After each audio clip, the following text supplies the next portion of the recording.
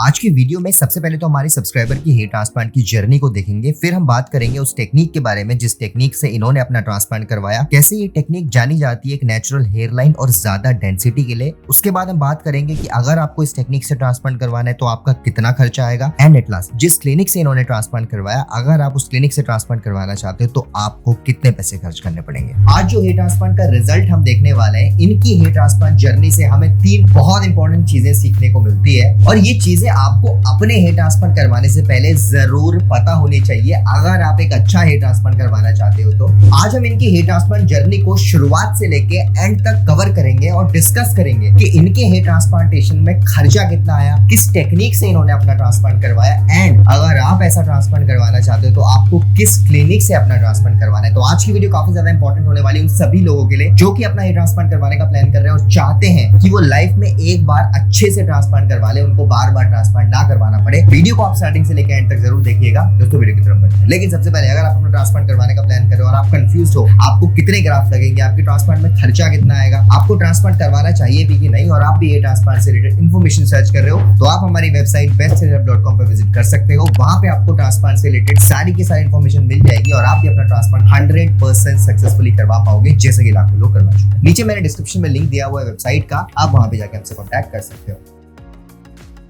अब शुरुआत करते हैं इनकी हेयर ट्रांसप्लांट जर्नी को और सबसे पहले डिस्कस कर लेते हैं इनके ट्रांसप्लांट से पहले की कंडीशन में, राइट। अब इनके हेयर ट्रांसप्लांट जर्नी में ना एक चीज आप नोटिस करना, बहुत कम ऐसे लोग होते हैं जिनका हेयर ट्रांसप्लांट करवाने के बाद जो एज डिफरेंस होता है, जो एज गैप होता है, वो बहुत ज्यादा बढ़ जाता है, राइट। मतलब ट्रांसप्लांट से पहले जो लोग 30-35 के लग रहे होते हैं, ट्रांसप्लांट करवाने के बाद जब रिजल्ट आ जाता है तो उनकी एज में 10-15 साल का डिफरेंस क्रिएट हो जाता है। और ये सब्सक्राइबर भी उन्हीं लोगों में से थे जिनका हेयर ट्रांसप्लांट रिजल्ट आने के बाद एज गैप बहुत ज्यादा बढ़ जाता है। शुरुआत करते हैं ट्रांसप्लांट से पहले की कंडीशन के बारे में और आप देख सकते हैं ट्रांसप्लांट से पहले इनका फ्रंटल हेयर लॉस काफी ज्यादा हो चुका था, राइट। फ्रंटल हेयर लॉस के साथ साथ टेंपल भी इनके रिसीड हो चुके थे। एंड अगर एज की बात करूं तो इनकी एज वैसे तो 34 ईयर ओल्ड थी, बट जब इनका हेयर लॉस इतना ज्यादा हो चुका था तो इनकी एज काफी ज्यादा लग रही थी। और आप सभी जानते हैं अगर आपकी एज कम है, आप यंग एज में हो और आपका हेयर लॉस बहुत ज्यादा हो जाए, स्पेशली फ्रंटल पार्ट से, अगर आपके फ्रंट से हेयर लॉस है तो फ्रंटल हेयर लॉस ज्यादा विजिबल होता है as compared to crown area. आप लोगों ने काफी लोगों को ऐसा देखा होगा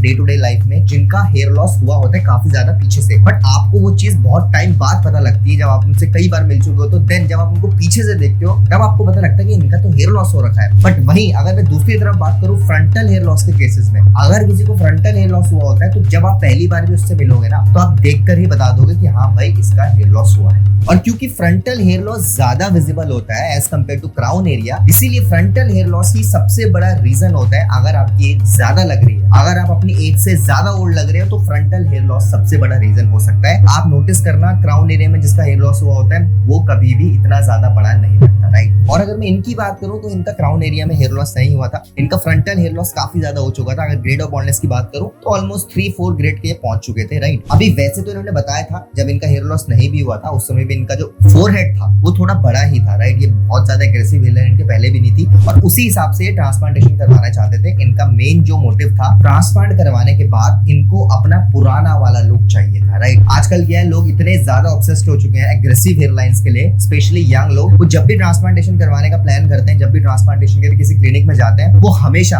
अपनी रियल हेयर लाइन से नीचे ही हेयर लाइन बनवाते हैं, right. I don't know why ये ऑब्सेशन क्यों है एग्रेसिव हेयर लाइन को लेके, लेकिन यंग लोगों में एग्रेसिव हेयर लाइन को लेके बहुत ज्यादा ऑब्सेशन आ चुका है जो कि नहीं होना चाहिए। हमारा मोटिव जब भी हम ट्रांसप्लांट करवाएं, हमारा मोटिव ये होना चाहिए कि मेरा जब रिजल्ट आए वो लुक मेरे पुराने वाले लुक से मैच होना चाहिए, राइट। मैं बहुत ज्यादा एग्रेसिव हेयर लाइन बनाऊंगा, हो सकता है मेरी आ भी जाए, बट वो आपके फेशियल स्ट्रक्चर से मैच नहीं करेगी और आपकी हेयर लाइन भले नेचुरल होगी भी, फिर भी आपका जो एस्थेटिक अपीयरेंस है वो इतना अच्छा नहीं लगेगा। अब अगर मैं इनकी बात करूं तो ये बिल्कुल क्लियर थे, इनको पहले जैसी हेयर लाइन चाहिए थी, उसी हिसाब से इनकी हेयर लाइन को डिजाइन किया गया। अब देखो इनकी एज 33 ईयर ओल्ड थी, बट फिर भी आप एक चीज नोटिस करना, इनकी हेयर लाइन डिजाइनिंग में इनके टेंपल भी डिजाइन हुए हैं, राइट। जनरली काफी लोगों को लगता है कि जो टेंपल क्रिएशन है वो 30 साल से कम लोगों में ही होना चाहिए, 30 साल से ऊपर लोगों का टेंपल क्रिएशन नहीं होना चाहिए, राइट। इनके केस में ऐसा नहीं है, राइट। इनके 34 ईयर ओल्ड होने के बावजूद भी इनके टेंपल्स बनाए गए क्योंकि इनकी हेयर लाइन को ज्यादा ज्यादा एग्रेसिव नहीं रखा गया था, इसलिए इनका टेम्पल क्रिएशन करना जरूरी था ताकि जब रिजल्ट है वो इनके फेशियल स्ट्रक्चर से मैच करे। तो नंबर 1 चीज जो इनके केस में सीखने को मिलती है कि आपका टेम्पल क्रिएशन जरूरी नहीं है कि अगर आप बहुत ज्यादा यंग हो आपको तभी टेम्पल्स बनाने चाहिए। अगर आपके डॉक्टर आपको रिकमेंड कर रहे हैं, आप 35 साल के भी हो, 40 साल के भी हो, अगर डॉक्टर आपको रिकमेंड कर रहे हैं टेम्पल क्रिएशन, तो आपको टेम्पल क्रिएशन करवाना चाहिए। और अगर आप बहुत ज्यादा यंग हो फिर भी आपको डॉक्टर रिकमेंड कर रहे हैं कि आप टेम्पल क्रिएशन मत करवाओ, तो आपको टेम्पल क्रिएशन नहीं करवाना चाहिए।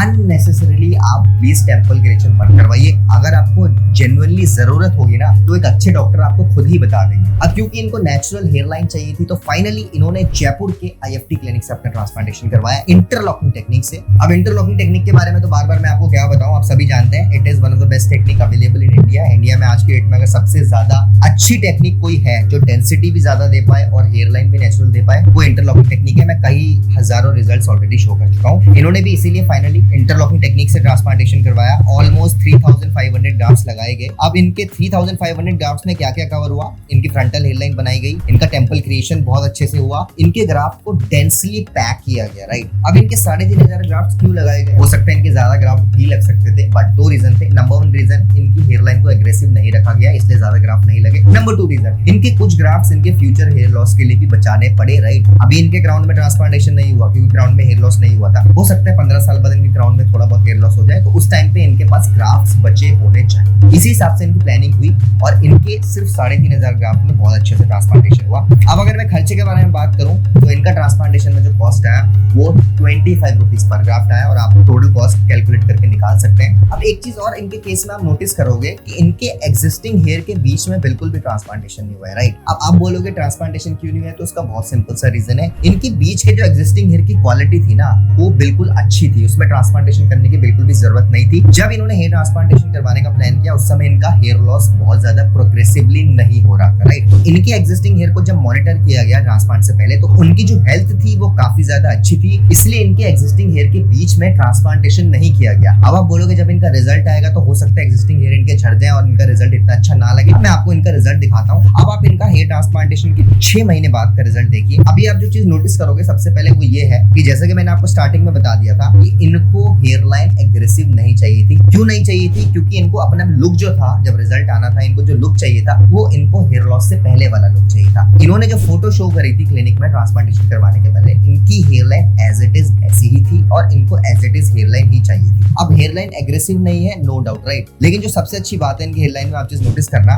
इनकी हेयर लाइन में इतने अच्छे से ग्राफ्ट्स लगाए गए थे कि आप देख सकते हैं, आप इनकी हेयर लाइन को कितने भी पास से देखोगे आप बता नहीं पाओगे ट्रांसप्लांटेशन में। और ये सबसे अच्छी क्वालिटी होती है इंटरलॉकिंग टेक्निक की। सफायर ब्लेड्स जैसी स्लिट्स कोई भी ब्लेड्स नहीं बना पाती। जो आप बोलते हो ना कि कुछ रिजल्ट बहुत ज्यादा आर्टिफिशियल लग रहे हैं, कुछ हेयर लाइन बहुत ज्यादा प्लगी सी लग रही है, वो इसीलिए लग रही है क्योंकि वहां पे सफायर ब्लेड्स का यूज नहीं हुआ है। Whereas in the case of this patient आप देख सकते हैं इनकी हेयर लाइन काफी ज्यादा अच्छी लग रही है। अब अगर हम इनके एग्जिस्टिंग हेयर के बारे में बात करें तो आप देख सकते हैं इनके एग्जिस्टिंग हेयर के बीच में एक भी ग्राफ्ट नहीं लगाया गया था। इनके एग्जिस्टिंग हेयर को एज इट इज छोड़ा गया था। बट अभी आप देखिए 6 महीने में ही इनके एग्जिस्टिंग हेयर की डेंसिटी ट्रांसप्लांटेड हेयर से बिल्कुल मैच कर रही है। अब आपको समझ आया होगा कि क्यों इनके एग्जिस्टिंग हेयर के बीच में ट्रांसप्लांटेशन नहीं किया। अगर आपके एग्जिस्टिंग हेयर की क्वालिटी अच्छी है तो एग्जिस्टिंग हेयर के बीच में ट्रांसप्लांट करना सिर्फ आपका डोनर वेस्ट करने के बराबर होता है। कुछ क्लिनिक्स क्या करते हैं, ज्यादा बड़ा बिल बनाने के चक्कर में ज्यादा ग्राफ्ट्स निकाल लेते हैं और ज्यादा ग्राफ्ट लगा देते हैं। उससे होता क्या है कि एक तो आपके एग्जिस्टिंग हेयर भी डैमेज हो जाते हैं, सेकेंडली आपका डोनर है वो भी वेस्ट हो जाता है और आप फ्यूचर में ट्रांसप्लांटेशन नहीं करवा पाते। जो भी लोग अपना पहला ट्रांसप्लांट करवा रहे हैं ना, आप अपने आप को बहुत ज्यादा लकी कंसिडर करिए क्योंकि आपके पास एक बहुत बड़ी अपॉर्चुनिटी है अपने डोनर एरिया को बचाने की। आप एक ऐसे क्लिनिक में ट्रांसप्लांटेशन करवाइए जहाँ पे डोनर एरिया बिल्कुल भी वेस्ट ना होता हो। एक बार डोनर वेस्ट हो गया आप दोबारा से ट्रांसप्लांटेशन नहीं करवा पाओगे। इनकी अगर मैं बात करूं हो सकता है इनकी 4000 ग्राफ्ट भी लग जाते हैं, इनके एग्जिस्टिंग हेयर के बीच में भी ट्रांसप्लांटेशन हो जाता, बट क्योंकि क्लिनिक को पता था कि फ्यूचर में हो सकता है 10-15 साल बाद ट्रांसप्लांट की जरूरत पड़ेगी, इसीलिए क्लिनिक ने लिमिटेड नंबर ऑफ ग्राफ्ट्स लगाए और लिमिटेड